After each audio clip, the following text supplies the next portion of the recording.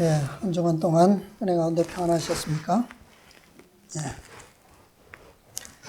예, 집회가 어려울 것 같았지만 또 주님께서 도와주셔서 은혜 중에 잘 마치게 되었습니다.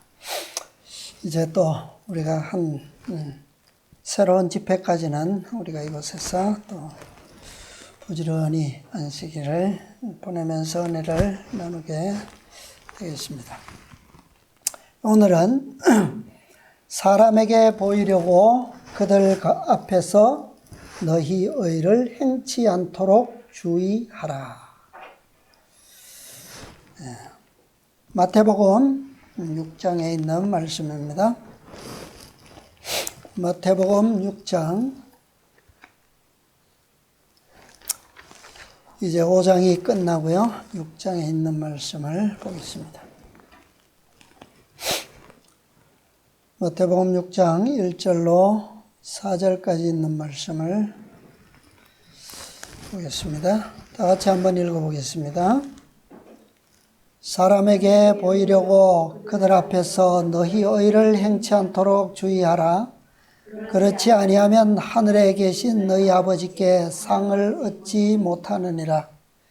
그러므로 구제할 때에 외식하는 자가 사람에게 영광을 얻으려고 회당과 거리에서 하는 것 같이 너희 앞에 나팔을 불지 말라.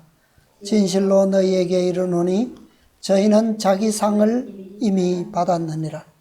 너는 구제할 때에 오른손의 하는 것을 왼손이 모르게 하여 내 구제함이 은밀하게 하라. 은밀한 중에 보시는 너의 아버지가 갚으시리라. 아멘. 예.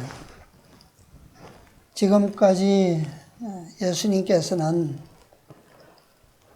하나님의 완전하심, 하늘에 계신 너희 아버지의 온전하심 같이 너희도 온전하라 라고 하는 결론적인 교훈을 주시면서 그 온전하심에 대한 기준으로 하나님의 율법, 곧 십계명에 나타난 그 정신들을 지금까지 설명해 주셨습니다. 그런데 5장의 말씀은 율법의 정신을 직접적으로 해석해 놓은 교훈이고요. 그 다음에 6장부터 나오는 말씀들은 우리의 일상생활에서 나타나는 모든 선한 일들, 일반적인 그리스도인적 생활을 통해서 나타나는 그런 하나님의 율법의 동기가 어떤 일들을 통해서 나타나는가, 그런 것들에 대해서 또 구체적인 그런 교훈의 말씀들을 주셨습니다. 오늘 이 교훈의 말씀은 산상보훈의 말씀이 좀 긴데요. 말씀을 쭉 함께 읽으면서 이 교훈을 다시 한번 새겨보도록 하겠습니다. 산상보훈 79페이지입니다. 사람에게 보이려고 그들 앞에서 너희 의를 행치 않도록 주의하라. 자, 의를 행하는 것, 선을 행하는 것, 그것은 마땅히 우리가 행할 일이죠. 그죠? 마땅히 우리가 그렇게 살아야 됩니다. 또 그것이 우리의 원칙이 되어야 하고 우리의 생애의 본분이 되어야 합니다. 그러나 목적이 무엇이 되면 안 된다고요? 어떤 동기가 되면 안 된다고요? 사람에게 보이기 위한 것. 사람에게 보이는 것은 목적이 뭡니까? 무엇을 위한 거예요? 자기 의를 나타내므로 무엇을 얻고자 함입니까? 자, 그 첫 문단 우리 함께 봅시다. 산 위에서 하신 예수님의 말씀은 그분께서 생애를 통해 말없이 가르쳐 오셨으나, 예수님께서는 이렇게 살아오셨다는 거죠. 사람들이 이해하지 못한 교훈을 말로 표현한 것이었다. 그들은 예수께서 그처럼 대단한 능력을 가지고도 그들이 가장 좋게 생각하는 것을 얻는데 그 능력을 사용하시지 않자 어떻게 저럴 수 있는가 하고 의아해했다. 그들의 정신과 동기와 방법은 예수님과 반대였다. 그들은 매우 열성적으로 율법을 존중했지만 실제적인 목적은 뭐예요? 자신의 영광이었다. 이 때문에 그리스도께서는 자아를 사랑하는 자는 율법을 범하는 자임을 그들에게 나타내시고자 하셨다. 5장에서 설명하신 그 율법의 정신, 그것과는 조금 다른 측면에서 어떻게 우리가 율법을 범하는지 아니면 율법을 준행하는지에 대한 것을 보여주시는 거죠. 정신과 동기와 방법까지도 우리는 어떻게 되어야 된다고요? 모든 시작으로부터 동기에서 시작해서 목적이 성취되는 방법 모든 과정에 이르기까지 하나님께 무엇이 되도록? 영광이 되도록. 그것이 뭐라는 거예요? 율법의 정신과 동기라는 겁니다. 그래서 자신의 영광을 위한 하나님의 율법을 순종하는 측면에 있어서도 동기와 목적이 방법이 잘못되면 그것은 뭐 하는 것이라고요? 자신의 영광을 추구하는 것이 되어버리면 결과는 뭐라고요? 그것이 율법을 범하는 것과 같다. 그렇게 설명하신 거예요. 예수님은 우리가 공생애를 통해서 보면 얼마나 대단한 분이십니까? 그죠? 절실하게 필요로 하는 우리 영혼들의 필요에 대하여 그분께서는 결코 외면치 않으시고 그것을 어떻게 해요? 성취하시는 분이에요. 이루어 주시는 분입니다. 그들의 간절한 도움의 호소에 결코 외면치 않으시는 분이에요. 그런데 그런 능력을 가지시고도 얼마 동안?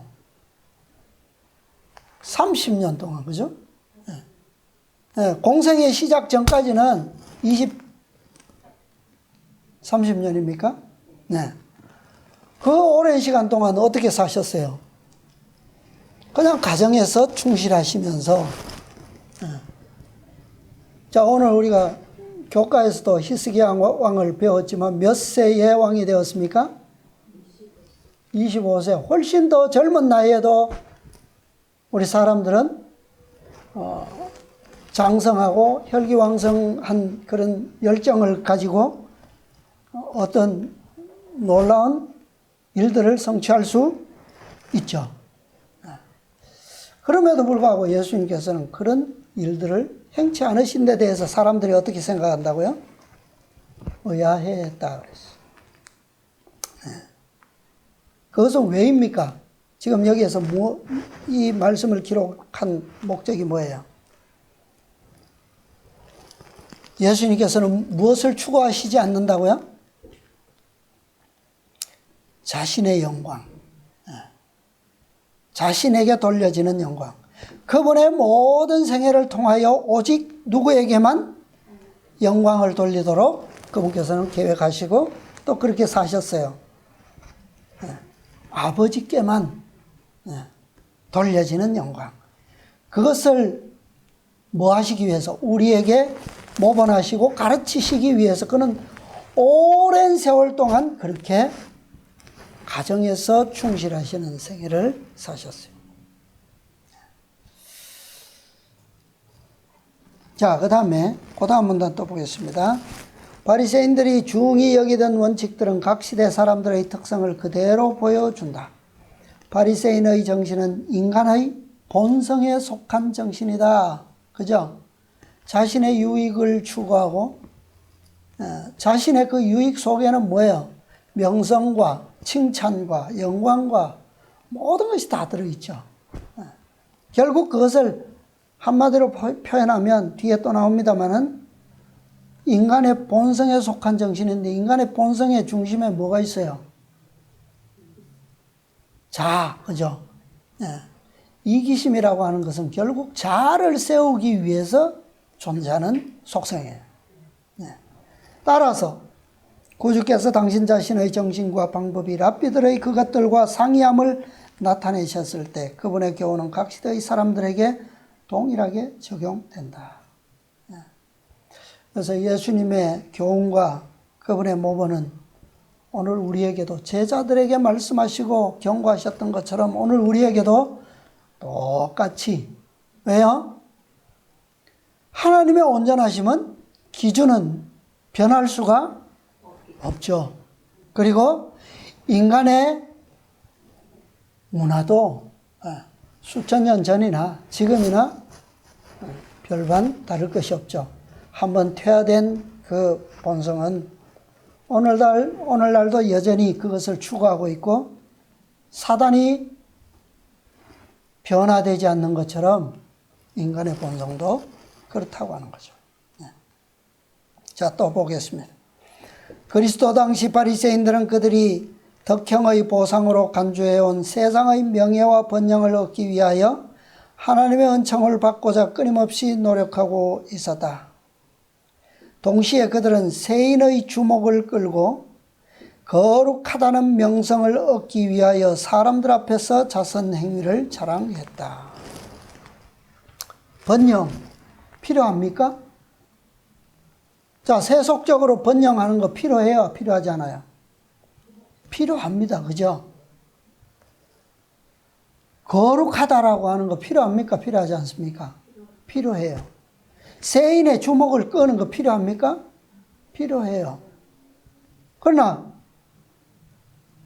그 모든 것은 무엇을 위해서 필요한 거예요? 우리가 하나님의 백성이요 그리스도인으로서 그리스도를 구주로 모시고 그분의 율법을 청종하는 백성으로서의 장점과 유익을 뭐예요? 선전하기 위해서 필요한 거죠. 그분의 영광을 위해서.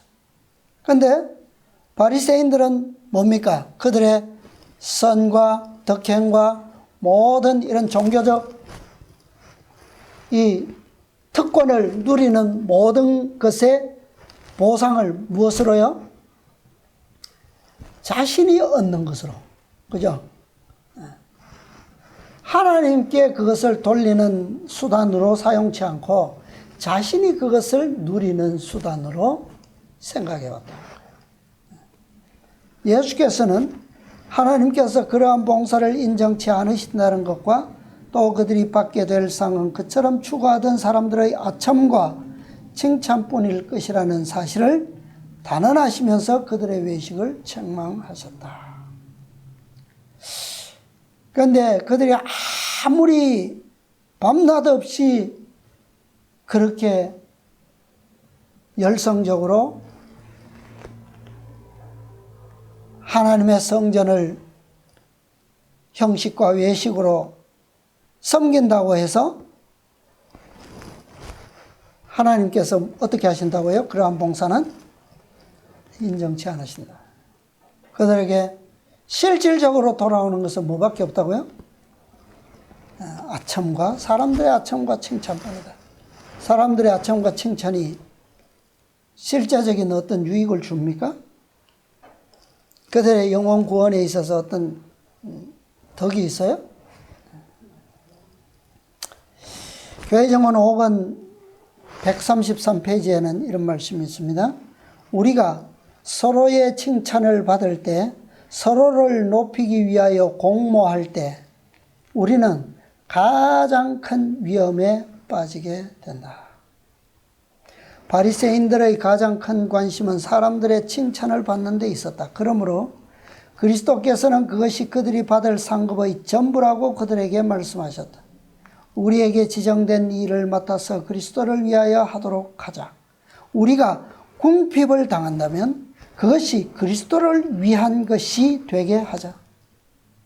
우리에게 주어지는 어떤 환경이라 할지라도 그것이 어떤 어려움의 상황이라 할지라도 그것이 나를 변명하고 나를 핑계하고 어떤 그런 것으로 돌린다면 그것은 뭐예요?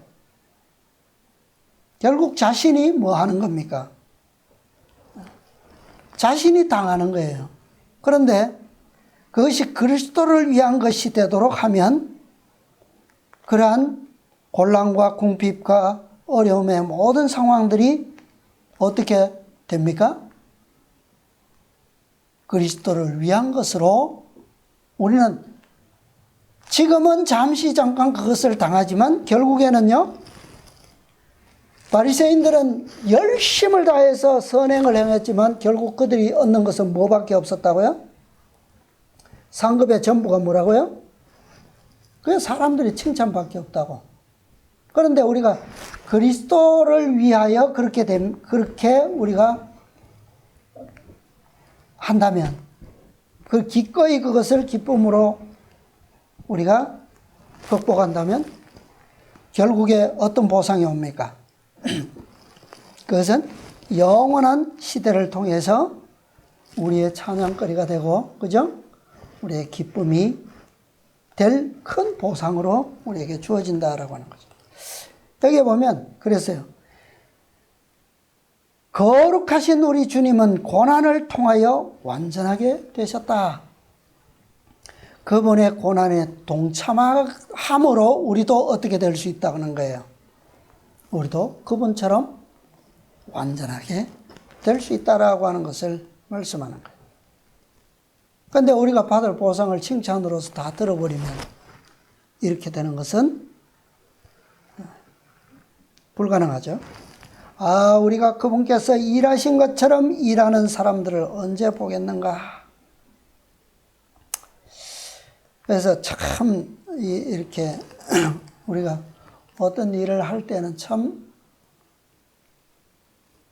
말씀을 깊이 생각하면서 또 우리의 그 선행 가운데서도, 덕행 가운데서도 우리가 뭐 할 필요가 있어요? 우리의 말과 또 우리의 행동과 또 우리에게서 나가는 감화들에 대해서 아주 심히 주의할 필요가 있어요. 그래서 오늘 제목이 그렇죠? 말씀에서도 예수님께서 어떻게 해요? 너희 의를 행치 않도록 뭐하라? 주의하라. 의를 행하는 거 당연히 필요한 거죠. 필요한데 그것이 우리의 의가 되지 않도록 주의하라는 거예요. 자, 그 다음에 너는 구제할 때에 오른손에 하는 것을 왼손이 모르게 하여 내 구제함이 은밀하게 하라. 은밀한 중에 보시는 너희 아버지가 무엇이라? 갚으시리라 그랬어요. 자, 산상본 그 다음 말씀 보겠습니다. 이 말씀을 하실 때에 예수께서는 친절한 행동은 항상 비밀로 지켜져야 된다고 가르치신 것이 아니다. 오른손이 하는 일을 왼손이 모르게 하라고 했다고 해서 이 말씀이 뭘 말씀하신 것이 아니라고요? 항상 비밀로 지켜져야 된다는 것이 아니다라고. 사도 바울은 성령의 감동으로 편지를 쓰면서 마게도니아 교인들의 관대한 자아희생의 정신을 숨기지 않은 것은 물론 그리스도께서 그들에게서 역사하신 은혜를 이야기함으로써 다른 사람들도 동일한 정신으로 물들게 하였다. 그는 또 고린도 교회에 편지를 쓰면서 너희 열심히 퍽 많은 사람들을 격동시켰느니라고 말했다. 예수님께서 어떤 예를 드셨습니까? 복음이 전파되는 곳에는 끝날까지 이 일도 증거하라. 어떤 예를 드셨어요? 마리아의 헌신. 마리아가 사실은 부자입니까? 그런데 그가 예수님께 드린 것은 놀라운 거죠. 그런데 그 놀라운 금액을 사용한 행위 자체는 어때요? 우리가 보기에 그만한 가치가 있었나요? 우리가 볼 때는 그렇지 않죠? 그런데 예수님께서 보실 때는 그 일이 얼마나 가치 있었어요? 영원토록 이 복음이 선전되는 곳에 이 일도 선전되게 하라. 그만한 가치가 있다라고 하는 거죠. 자, 어떤 사람들이 생각할 때는 그 엄청난 돈을 그렇게 사용하는 것은 그 사람이 부자였으면 몰라도 가난한 마리아로서 그렇게 행하는 것에 대해서 어떻습니까? 낭비라고 생각하는 것은 당연하겠지만 좀 어때요? 자신의 형편에 맞지 아니하는 분에 넘치는 주제넘은 일이다라고 생각할 수도 있잖아요. 그죠? 네. 그러나 정작 그 여인이 예수님께 향한 일은 어땠어요? 동기가 어땠습니까? 얼마나 그죠? 순수하고 그분의 돌아가시는 것을 그가 알게 되었을 때 그분을 향한 그 동정과 사랑이 그죠? 얼마나 충만했으면 그가 가진 것 모두를 팔아서 드릴 만큼 그는 오직 한 일에만 뭐 했어요? 그의 모든 열정을 헌신했어요. 이것을 뭐예요? 그러니까 이러한 관대한 희생정신은 어떻게 해요? 무엇으로 말미암아 왔다고 그랬습니까? 방금 이 말씀해 보면 누구로부터 온 거예요? 마리아가 그렇게 할 수 있었던 것은 자신에게서 난 것이 아니라 주님께로부터 말미암은 은혜죠. 네, 그죠? 그는 그가 선생님으로부터 받은 은혜에 비하면 자신이 드리는 것은 아무것도 아닌 것처럼, 그러므로 그는 그것을 아낌없이 드릴 수 있었다는 거죠. 그 역사를 어떻게 뭐 하라는 겁니까? 비록 오른손이 하는 것을 왼손이 모르게 하라고 말씀하셨지만 이러한 선전은 이 말씀에 해당하는 것이 아니다라고 하는 거죠. 그래서 우리가 정말 하나님을 섬김에 있어서 꼭 필요하고 내가 드리는 헌신을 통해서 더 많은 사람들이 고무될 수 있고 격려받을 수 있고 또 용기를 얻을 수 있다면, 또 하나님께 영광이 되고 기쁨이 될 수 있다면 정말 그렇게 드려지는 겸손한 정신은 선전되어도 왜요? 드리는 사람이 그 많은 선전을 통해서 뭐 되지 않으면요, 자신을 높이는 결과가 되지 않는다. 그런 신앙이라면 얼마든지 선전해도 좋다는 거죠. 그죠? 그런데 그것이 자칫 우리의 입을 선전을 통해서 사람들의 마음을 어떻게 합니까? 변질시키기도 하죠. 처음에는 순수한 마음이기도 했는데 막 이게 말이 막 왜곡되고 커지고 이렇게 되면 자신이 어떻게 됩니까?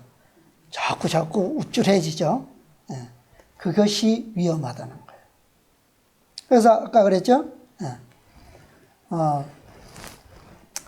아주 서로가 칭찬을 주고받을 때, 서로를 높이기 위해서 공모할 때는 그것은 우리에게 가장 큰 위험이다 그랬어요. 우리가 이런 것들을 주의한다면 우리의 자선을 하나님의 은혜로서 선전하는 것은 우리가 충분히 할 수 있다라고 하는 거예요. 자, 그 다음 말씀 보겠습니다. 그리스도의 말씀은 자선이 사람들에게서 칭찬과 명예를 얻기 위한 일이 되어서는 안 된다는 그분의 생각을 분명히 밝혀준다.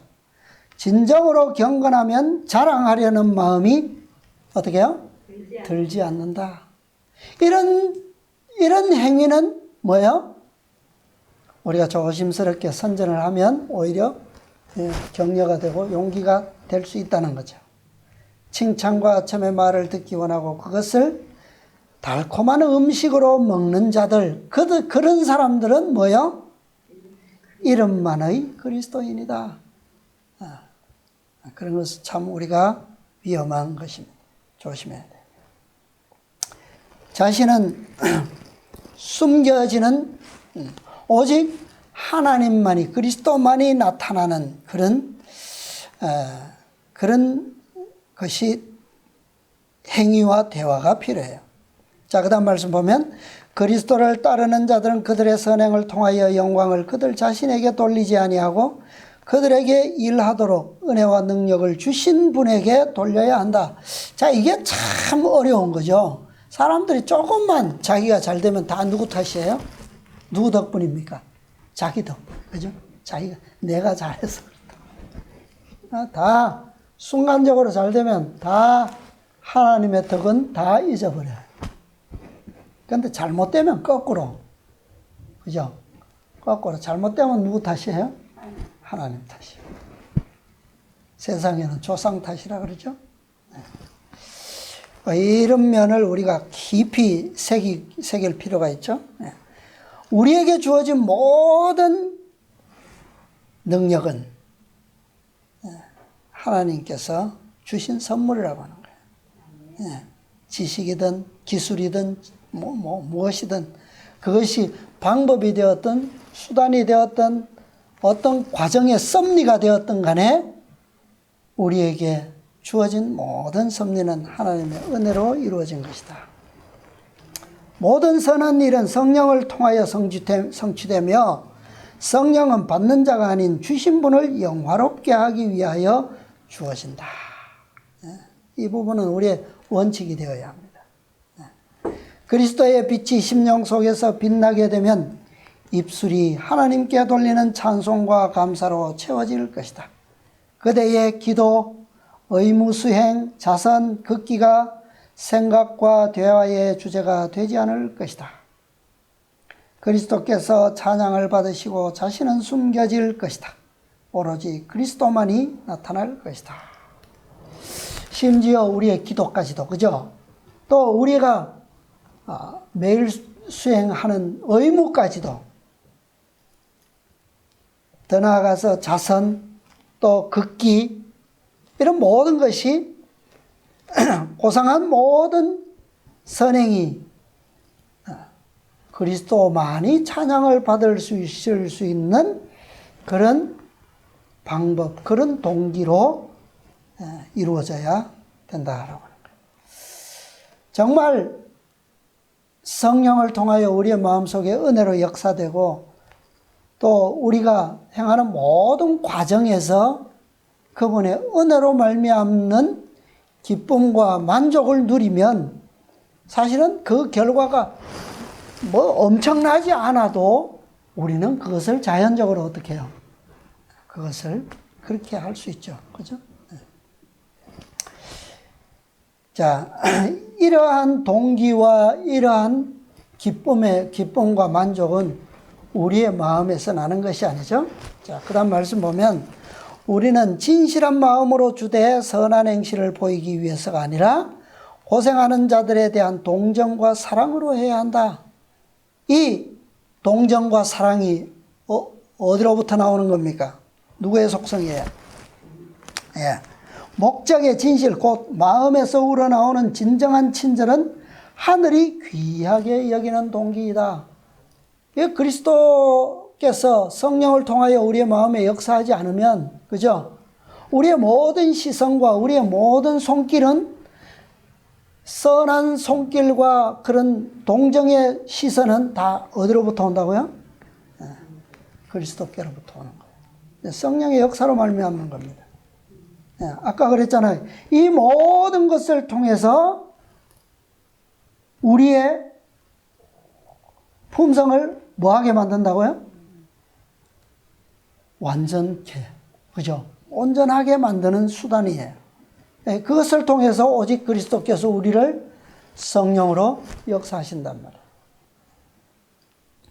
자, 하나님께서는 진실로 사랑하고 마음을 다하여 헌신하는 영혼을 오빌의 순금보다 더 가치 있게 여기신다. 성경에는 이 오빌의 순금을 많이 강조하고 있죠. 지혜자는 오빌의 순금을 무엇에다 비유했습니까? 다윗도 그랬고 하나님의 말씀에다가 비유하고 있죠. 그런데 정작 그 오빌의 순금과 같은 순금보다 더 값진 그 말씀은 무엇 때문에 사실은 기록되고 주어진 거예요? 우리의 품성의 완전, 그죠?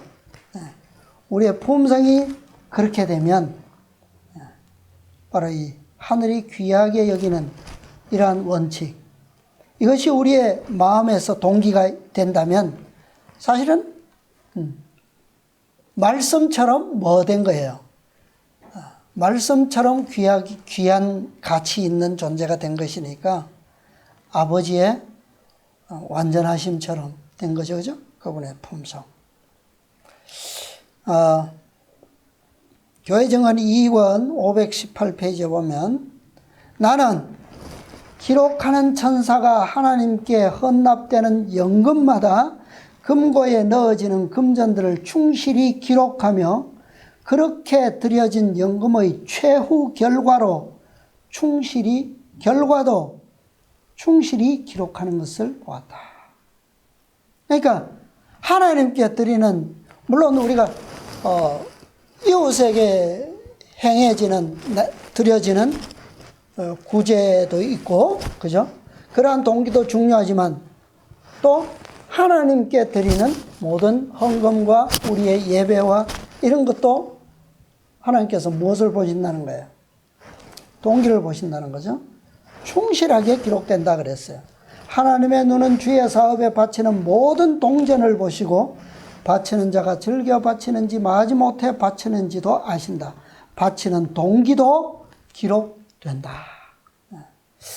그래서 우리가 좀 더 뭐랄까요? 우리가 이 연금을 이렇게 항목을 이렇게 굳이 이렇게 우리가 좀 체계적으로 이 구약시대 모세를 통해서 주신 그 구제의 질서도 다, 그죠? 이 고아와 과부들을 위한 제도들, 그 다음에 안식년과 희년 제도를 정하신 이런 제도들의 구체적인 것은 다 이런 동기적인 우리의 뭐예요? 품성의 원칙을 세우기 위한 그러한 방법으로 주어진 것들입니다. 그래서 이웃에게 행하는, 예수님께서 뭐라고 말씀하셨습니까? 그 양과 염소의 비유에서 최후의 심판 장면에서 여기 섰는 자 중에 지극히 작은 자 하나에게 한 것이 곧 내게 한 것입니다. 그것이 동기라는 거죠. 그런 자들의 품성이 하늘이 귀하게 여기는 품성이다라고 하는 거죠. 교회증언 3권 391페이지. 감정은 변덕스러움으로 단지 인간적 동정심에서가 아니라 보다 고상한 근거에서 주어야 할 의무를 사도는 강조한다. 때로는 우리가 그럴 때가 있잖아요. 충동적인 그 동정심, 그죠?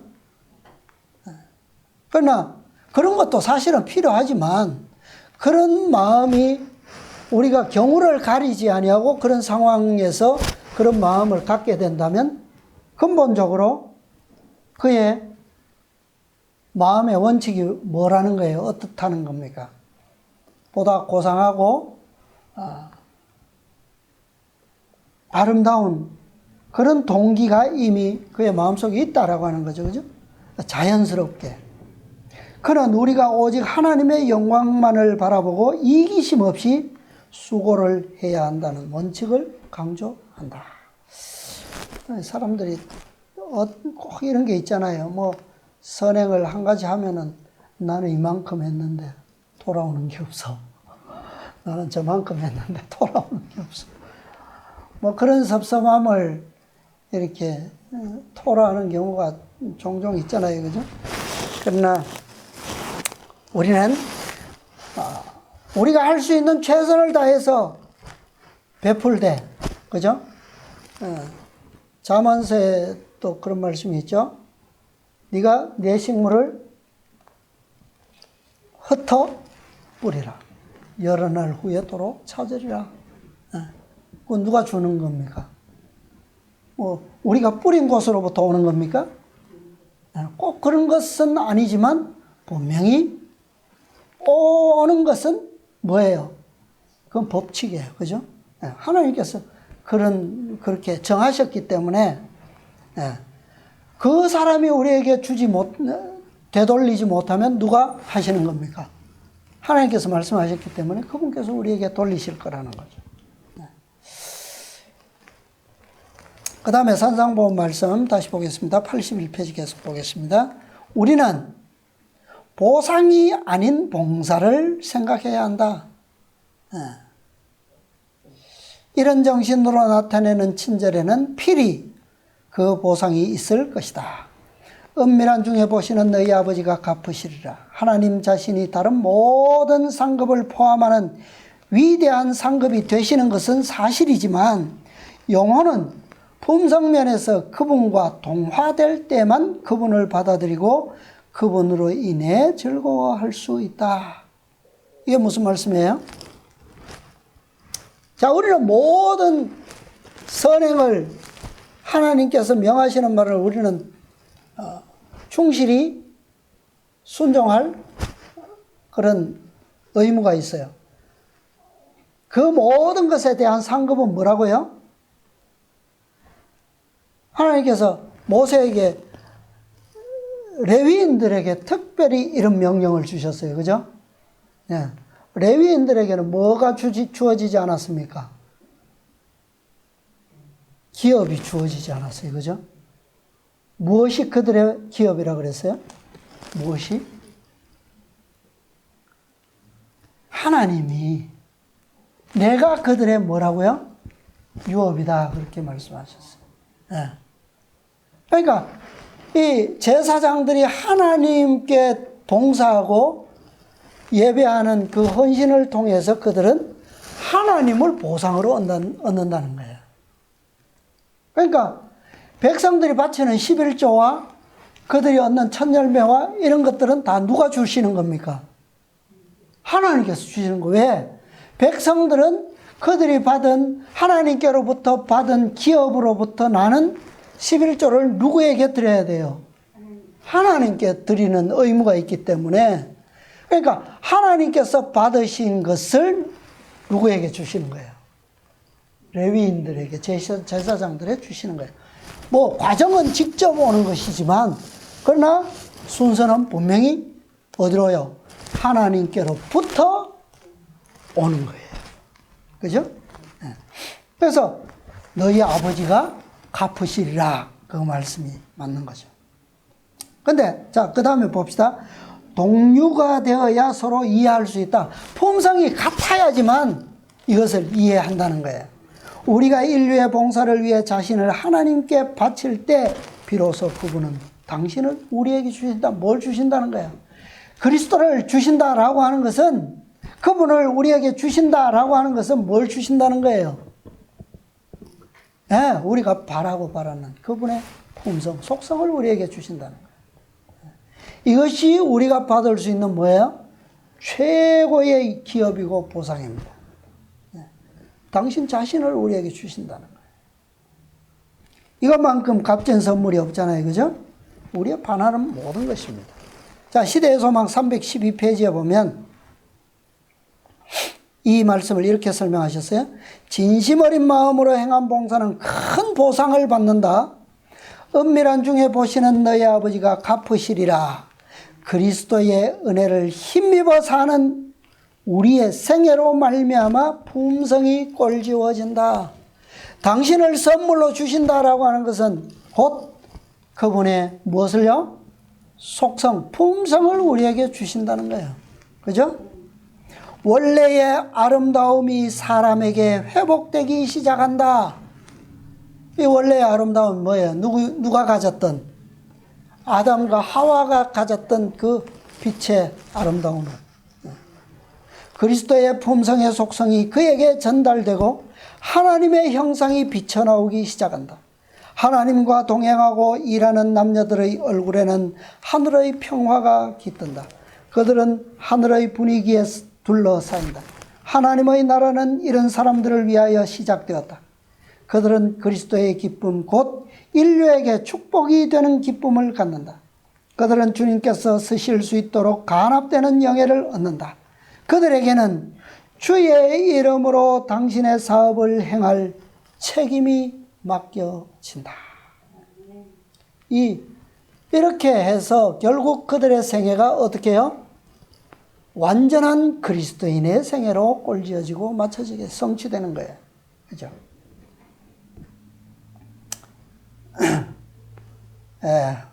우리가 정말 그분의 은혜를 힘입어 그분의 품성, 그분의 속성이 우리 안에서 꼴지어지고 또 마지막 맡겨진 사명을 그 책임까지도 우리가 완전하게 수행할 수 있는 그런 은혜와 축복이 우리 모두에게 있게 되기를 바랍니다. 그 다음에 말씀 산상보원에 있는 81, 82페이지 또 보겠습니다. 누구든지 마음과 생애에 하나님의 축복이 다른 사람들에게 흘러 들어갈 수 있는 길을 내면 자신도 반드시 풍성한 축복을 받게 된다. 그 예를 이렇게 설명하셨어요. 산과 들은 산속의 개울이 바다로 흘러가도록 길을 제공하지만 그것 때문에 피해를 보는 일이 없다. 그죠? 실물교훈입니다. 오히려 주는 것으로 인해 몇백 배 보답을 받는다. 노래를 부르며 흘러가는 시냇물이 실록과 수확이라는 선물을 남기는 것을 보면 알 수 있다.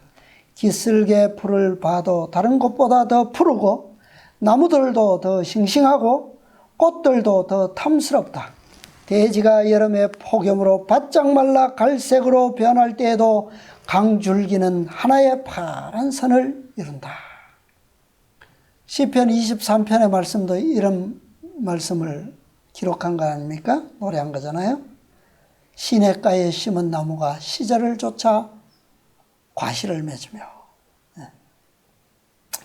이리하여 산의 보화가 바다로 흘러가도록 가슴을 열어준 들판은 생기와 아름다움, 곧 하나님의 은혜를 세상으로 흘려보내는 통로로서 자신을 제공한 사람이면 누구나 받게 되는 그분의 은혜의 보상을 증거하는 것들로 옷 입게 된다. 그게 뭐예요? 이 가슴 속에 무엇으로요? 아버지의 품성의 완전. 아버지의 사랑. 그죠? 그것이 증거예요. 그것으로 옷 입게 된다. 이것은 불쌍한 사람들에게 자비를 나타내는 사람들이 받는 축복이다. 이사야 선지자의 이사야 58장의 개혁의 본질을 여기에 설명하고 있습니다. 그죠? 자, 그 다음 문단 또 보겠습니다. 자선사업은 이중으로 축복을 받는다. 가난한 사람들에게 자선을 베푸는 사람은 다른 사람을 축복하기도 하지만 스스로 더 큰 축복을 받는다. 마음속에 있는 그리스도의 은혜는 이기심과 반대되는 품성의 특성, 곧 생애를 어떻게 해요? 깨끗하게 하고 고상하게 하고 풍성하게 해줄 특성을 개발시켜 준다. 이것은 완전하게 되는 그 뭐예요? 고속도로예요. 직행 통로, 그죠? 이러한 방법을 통하지 않고는 우리의 마음속에서 뭘 뺄 수가 없다고요? 이기심을 뺄 수 없다 그랬어요. 은밀한 중에 행한 친절한 행동은 마음을 하나로 묶어주고 이들을 모든 관대한 생각의 근원이 되는 하나님의 마음에 더욱 가까이 가도록 이끌어줄 것이다. 꽃에서 풍기는 향기처럼 생애 속에서 조용하게 흘러나오는 작은 친절, 곧 사랑과 자희생의 작은 행동은 생명의 축복과 행복을 나누어 가지는 일에 작지 않은 부분을 이룬다. 지난 시간에 말씀해 보면 그 보잘것없는 꽃일수록 어떻다 그랬어요? 그 풍기는 향기가 진하다 그랬어요. 실제로 그렇죠? 네. 수수한 꽃인데 향기는 더 짙어요. 꽃집에 가면 화려한 꽃들 많습니다. 그런데 꽃향기는 별로더라고요. 네, 여기도 그랬어요. 이것은 뭘 말합니까? 우리의 품성 속에 사소한 일상의 의무 중에서도 은은하게 자연스럽게 풍겨나는 그 가마력, 그죠? 그것이 바로 그리스도의 사랑으로 진정한 동기에서 나오는 그 가마력이야말로 멀리 풍기고, 그죠? 아름다운 그런 향기를 낸다라고 하는 거죠. 타인의 유익과 행복을 위한 극기가 이 땅에서는 비록 비천하고 칭찬받지 못할 일로 취급될지 모르나 하늘에서는 부요하였으나 우리를 위하여 가난하게 되신 영광의 왕이신 그분과 우리가 하나가 된 것을 나타내는 표로 인정받게 된다는 사실을 결국 알게 될 것이다. 이것이 뭐예요? 아까 말씀한 것처럼 동료로서 모든 것을 이해하고 알게 될 것이다. 그러니까 속성이 같아지지 않으면, 성질이 같지 않으면 아무리 놀라운 일을, 대단한 일을 행해도 그것을 알아차리지 못한다는 거죠. 그래서 뭐라 그랬습니까? 마지막 때에 늦은 비가 바로 옆에서 어떻게 해도 풍성이 내리고 있는데도 모르고 있다고 그랬죠. 모른다 그랬어요. 왜 그렇다고요? 속성이 같지 않기 때문에. 이것은 하나가 된 자들만 뭐예요? 표라는 거예요. 자, 그 다음 문단 보겠습니다. 친절한 행동은 은밀한 중에 행해질 수 있으나 마리아처럼 그렇게 한 사람의 품성에 나타나는 결과는 결코 뭐요? 숨겨질 수 없다. 왜? 무엇이 말합니까? 마리아처럼 무엇이 말해요? 향기가 말하잖아요. 온 방을 채운 그 향기가 마리아의 행동을 숨길 수 없었던 것처럼 우리가 그리스도를 따르는 자로서 성의와 관심을 가지고 일한다면 마음이 하나님과 밀접히 상통되는 것은 말할 것도 없고 우리 마음 속에서 역사하시는 하나님의 영은 그 거룩한 접촉에 대한 응답으로서 영혼으로 하여금 하나님과 어떻게 해요? 조화되게 하실 것이다.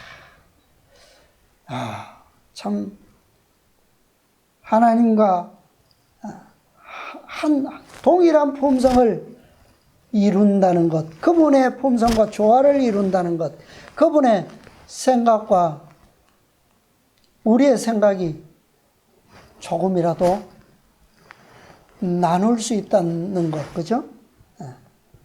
얼마나 놀라운 일입니까? 그런데 그것이 뭐 대단한 일로 되는 것이 아니라 어떻게 해요?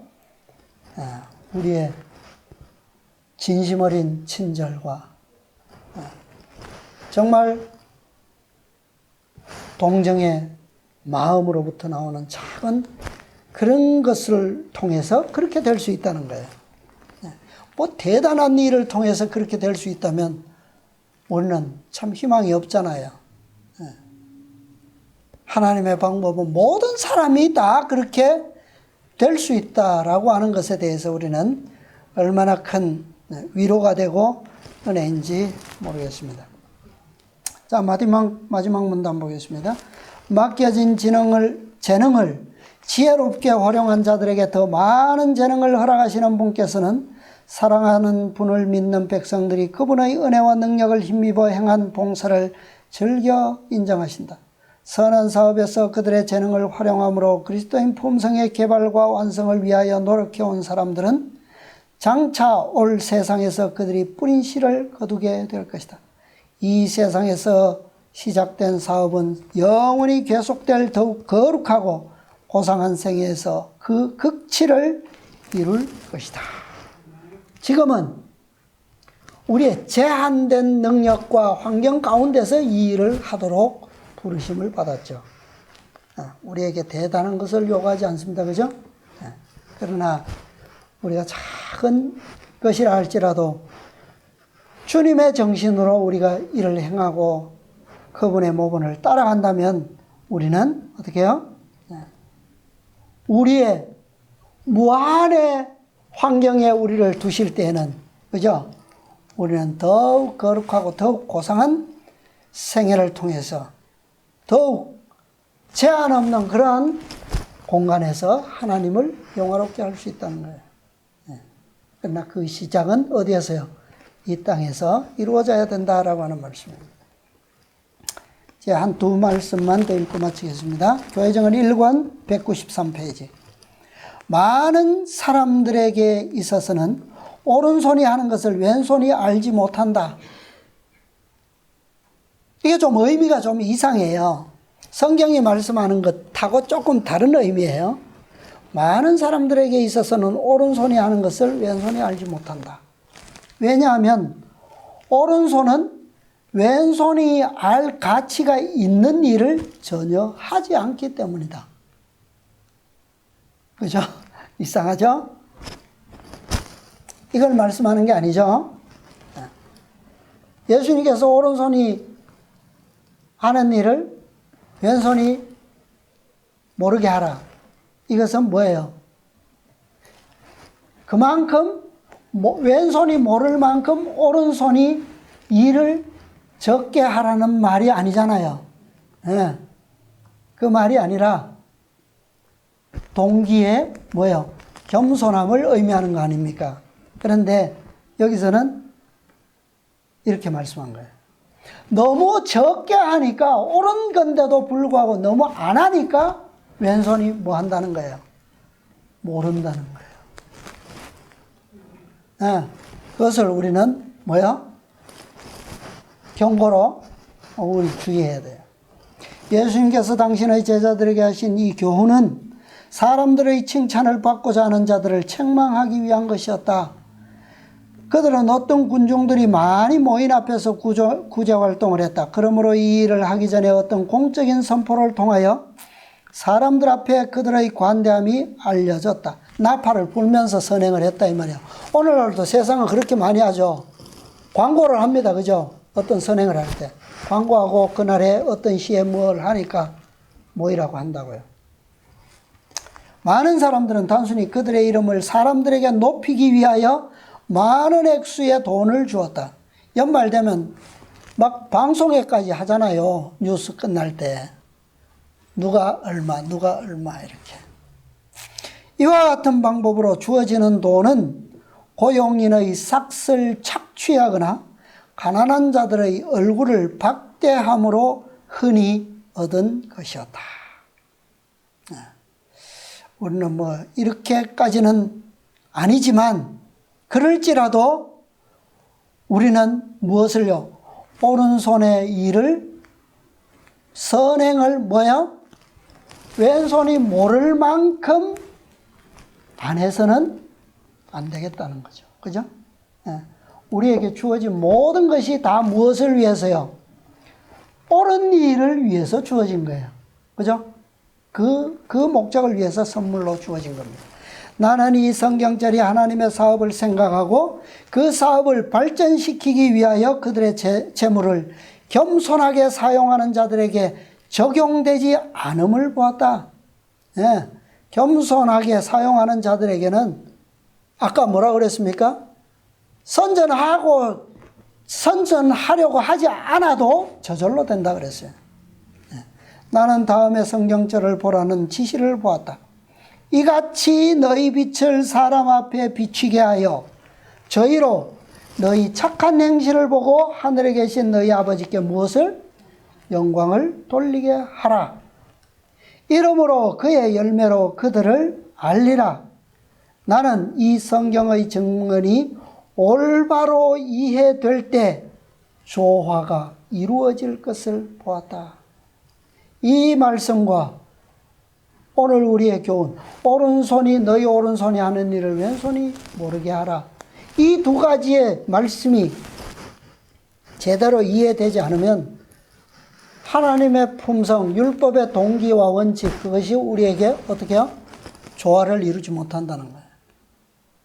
하나님의 품성과 조화를 이룰 때는, 사실은 따지고 보면 우리가 인간적으로 해석하면 서로 정반대의 말씀이거든요.